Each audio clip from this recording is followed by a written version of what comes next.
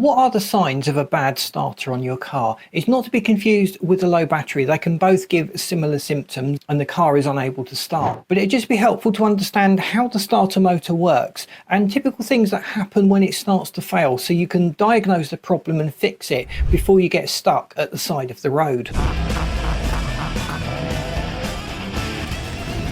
The starter motor is a very small but very powerful electric motor, and it actually turns the engine over. Do you remember years ago, you probably don't remember this because it was many years ago, but you used to have a crank on the front of a car and you would turn the engine over and that would start the combustion process. When the engine is rotating, the ignition starts, the fuel starts, and the engine fires up into life. Nowadays, we've got an electric starter motor to do that for us, so there's no more going out and damaging our knuckles in the cold weather trying to start an engine. When you press the start button or you turn the key in ignition to the start position, what's going on? Well, an electrical signal carries down to the starter motor. It goes to the starter solenoid. The solenoid actually pushes a small gear called a pinion forward, and the teeth on this little pinion mesh with the teeth on the edge of the flywheel. If you notice the teeth around the flywheel, well, that's to do with the starter motor.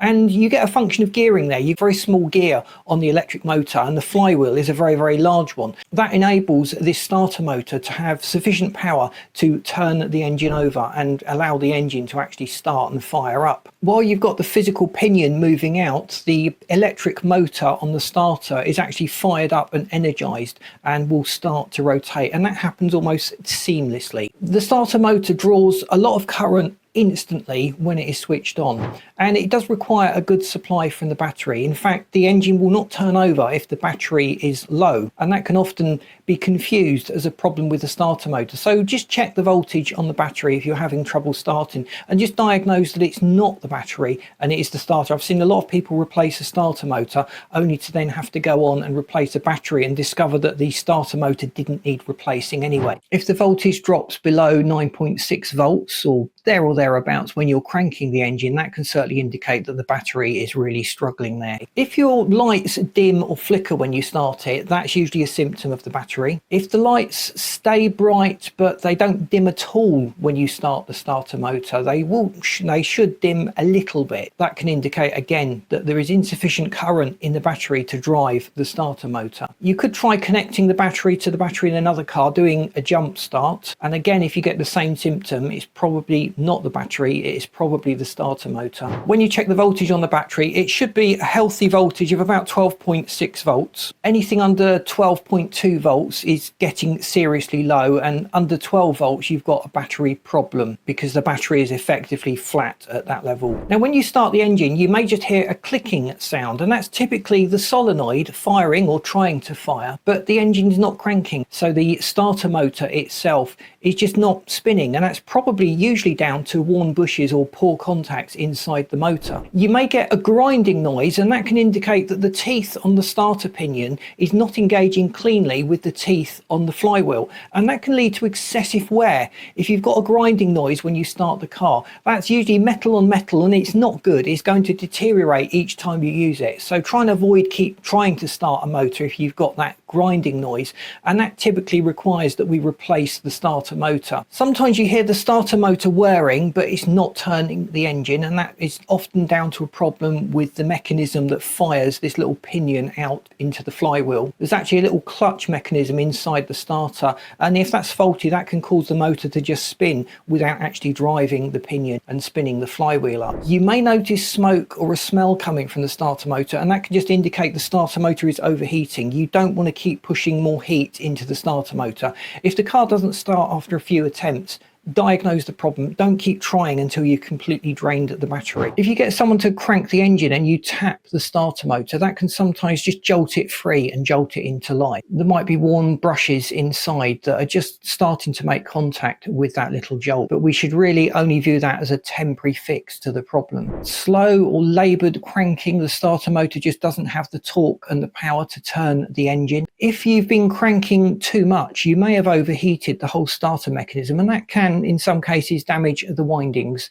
The windings have the effect of amplifying the power. It generates quite a bit of heat. It's doing a lot of work. It's producing a lot of torque, and just working that starter motor too hard can cause problems in itself. Conversely, when it's cold, you may not have correct electrical flow through the starter motor, and that can lead to non-starting. So there are temperature elements to bear in mind with it. If you listen carefully, if you hear a single loud click from the engine, not from the relay inside the car, that would indicate that the solenoid is firing and the starter motor is engaging. If you have rapid clicks, that can indicate a low battery. It's not got quite enough voltage for that to happen, so it's trying a half-hearted effort. Silence is an electrical problem, usually a failed solenoid, a failed relay, a broken connection. If nothing's happening, then it's almost certainly a broken connection somewhere along, and you may find the starter motor is okay. The problem is outside of the starter motor. Inside the starter motor, you have a set of carbon brushes and a commutator, and if those brushes are worn, they're not making proper contact, so the whole thing is just not going to spin. The voltage is not flowing into the motor as it should. Corroded earth straps somewhere on the car can lead to starter motor problems, or symptoms of a starter motor problem, I should say. Starter motor replacement is relatively straightforward. It's usually 2 or 3 bolts. The whole starter motor mechanism will just slide out of the bell housing that seats the flywheel where it engages onto. The starter motor is one of those things that it shouldn't be a problem. If we keep the battery topped up, we don't overuse the starter motor. If it's not starting, then investigate the issue that's preventing the car from starting, rather than caning a poor little starter motor which is already doing its best to get the car started. If you've got oil leaks in the engine and they are dripping near the starter motor, it's a good idea to get that sorted, because getting oil inside the starter motor is just a recipe for disaster. You may have a situation where the starter motor is jammed on the flywheel and it's not disengaging, it's not engaging, everything is just stuck. Now, if that's the case, put the car in gear and try and rock it backwards and forwards, or rock it backwards and forwards, build up a little bit of speed and then engage the gear, and that will just rotate the flywheel, and hopefully it'll be enough to just free up the mechanism that is jammed the pinion onto the flywheel. Always check the terminals as well on the battery and the starter motor. If you've noticed corrosion forming, clean it off, disconnect and reconnect everything that looks corroded, because often it can just be down to a bad contact, and that's relatively cheap to fix, whereas replacing the item is more expensive. And I remember years ago we used to be able to get the windings changed, we used to get the electronics replaced on the starter motor itself, and nowadays you can't do that. They're a sealed unit. You have to go out and replace the entire starter motor.